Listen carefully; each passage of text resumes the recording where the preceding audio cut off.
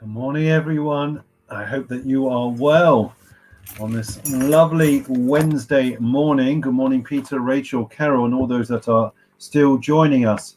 So today's learning is dedicated in memory of Benjamin ben Chaim K, Heshka bas Chaim Halevi Petkov, Caleb bas Label Fishberg, Label ben Avram Sandalski, Lita bas Ari Lebrushinsky, as well as those that we are learning for every day. Ami Bas Aryeh, Paul Casimir, Yirmiyahu Chia ben Moshe Eliezer, Shlomo Chia ben Moshe Eliezer, Ben Sion ben Yitzchak, Ari ben Shimoleh, Bas Bible, Avram Mordechai ben Moshe Katna. Wish all their families long life and only simchas. So I want to share with you a couple of thoughts on the parsha. It's absolutely fascinating and, a truly majestic, action-packed parsha. There is so much to learn. Let us make a start. So the first idea is that we are told by Yasu Cain Aaron, that Aaron did so. In other words, the Aaron, we are told, followed the commands that God had commanded him, right? And the obvious thing is that, the obvious question here is, well, that's obvious, sure, we wouldn't expect anything less. If God Almighty tells Aaron to do something, if Aaron doesn't listen, who does? So, why is it that we needed to be told that, that Aaron did so, and that Rashi says he didn't deviate? We wouldn't expect a leader to deviate from the commands of God. And the answer that I've seen quoted is that not only did he do as commanded, but he did exactly the same thing for 40 years. Now, not deviate is one thing, but to do something exactly the same day after day, week after week, month after year, year after year for 40 years with no deviation, right? To have that consistency is extraordinary. And I want to add on something. Initially when we do something the first time or the first few occasions, you enter any type of experience the first time, the first few times, it's exciting. You're enthusiastic, you're driven, you're motivated, you're full of hopes and optimism for this activity, for this project. After a while, that enthusiasm inevitably is going to wane. And therefore, although you may do it, and you may even do the same thing that's being asked of you, that energy has been sapped. That enthusiasm, that excitement, that zealousness to do the activity and the project and to follow through, very often it wanes. It's never quite the same. What we learn with Aaron is the same time. If you imagine a bar mitzvah boy, the first time he puts on his tefillin, the excitement, right? The attention to detail to ensure he does it exactly right. Okay? Now, Aaron did the avoda, the service of God, in exactly the same way as the very first time that he did it. There was no wavering. There was no compromise in not just in what he did, but the way that he approached it. That's the first idea. And that in itself, friends, is such an important idea. Good morning, Estelle and Alan. Thank you for joining us. So it's such an important idea because we think, we're in a world that is changing at, breakneck speed, Twitter, social media, you've got to keep moving. You've got to keep changing things. Adverts, people have to keep, 10 seconds, the concentration span. You've got to keep moving because if not, you've lost people. So it's the exact opposite of this idea. The world that we live in is all about constant change. There's no such thing as relationships for life, jobs for life. Everything is that I do it, and as soon as I feel that it's not, quite the way it was, I can get something better. I lose interest. I move on. That is the way this world works.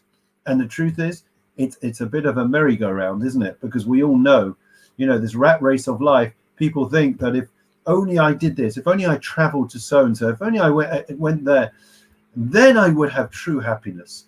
The pursuit of happiness is endless. And very often we don't realize that, in fact, it is about finding and mining the greatness inside ourselves. That is where happiness is to be found, fulfillment is to be found, and it's that consistency, that passion that we put into everything that is going to ensure that we, like Aaron, can be said by Yasu Cain, that we did exactly what was asked of us. Second idea, some of the most famous verses that we all are familiar with are in this week's Torah portion. It says, Vayihi ben Sa'aron, right? We know that when we open the ark, we sing Vayihi ben Sa'aron, right? So that when the ark traveled, right? That's what those words mean, when the ark traveled. So these verses, these few verses in the Torah, we find are surrounded by inverted nuns, okay? Inverted nuns, okay? And they are there, the Rashi and the commentaries state, in order to tell us, to signify the fact that this section is out of place. It's not meant to be there. Well, if it's out of place and out of order, the Torah wouldn't write it out of order. You know, it's not a printing mistake. Why would it be out of order? Morning, Joe. Thank you for joining us. So Rashi comes to the rescue and he says as follows: you know why Vayihi ben Sa'aron, when the Ark Travels, was written there, even though it's not meant to be there, is because we had a problem in the Torah. Okay, chronologically, we already mentioned the book of Bamidbar is fraught with unfortunate incidences of the Jewish people having slip-ups, failures, setbacks. So the first setback that we have in this week's parasha is after the giving of the Torah, after that hiatus. So we leave Mount Sinai and we left at great pace. Okay, I mean, the Rashi says Kitina Boreach Mebeis Sefer, that it's like a child that's finished for the day and is running away. Now, why would we be running? We ran towards Sinai. Why would we be running away from this extraordinary, experience and interaction with the Almighty? You know, that divine revelation was something that was never to happen again. So why did they run? And the answer that is suggested is because it was seen as such intensity. It was seen as so onerous and of a responsibility for all of time, for all generations. That is why they fled before any more responsibilities could be placed on them. Now that's the first criticism of the Jewish people, the way that they left Sinai, wanting to flee, wanting to acquit themselves of any further responsibilities. The second is that they complained, right? They complained about what? About the fact that Moshe was traveling, taking the Jewish people at great pace towards Israel. They were traveling too fast, right? So therefore you have two complaints. One is that the Jewish people are criticized for traveling too fast away from Sinai. And the other one, the Jewish people themselves complain to Moses about the fact that he is making them travel too fast. Says Rav Lev, there is nothing that God Almighty hates more than inconsistency, than hypocrites, than contradictions in our lives. Here you had the Jewish people that on the one hand, they were quite happy to run away from Sinai at great pace so that to alleviate any further burdens and responsibilities as a nation, as individuals. And on the other hand, when Moshe was taking them towards Israel, right, then they complained about going too quickly. Going into Israel, the promised land, that would have been the climax, the zenith in our history. That would have been it. But they couldn't take that.